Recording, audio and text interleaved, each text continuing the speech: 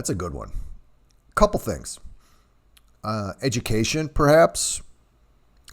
Understanding kind of my little speech about understanding the function of the capital markets, probably. Some people, I guess there is a little bit of a gambling thing, especially now since access is quote unquote free, which we'll have to do another podcast on because that just is terrible.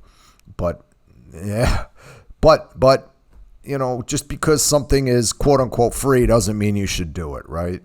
I think in a lot of respects when it comes to what people call investing is really gambling at its base level. And just because you can do something doesn't mean you should. And some people, I think, they'll hear about a neighbor and it doesn't matter the dollar amount, because I've seen it with high net worth people that will chase something that they heard in a club or, their golfing buddies or whatever the situation talks about. And I would just advise people to make sure that what it is that you're doing, you understand the risks, and you can afford to take it. Meaning if you take a shot on a stock with 10,000, it goes to zero. Well, that's okay if you can handle it, right? If that's not something that you can handle, you should stay away.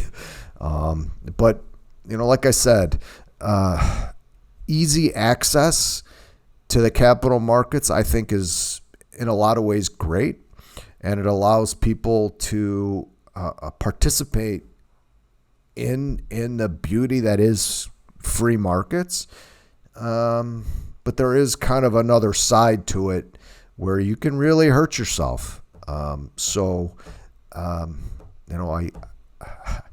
guess be careful, right? Know what you own, why you own it, and where you get out if you're wrong.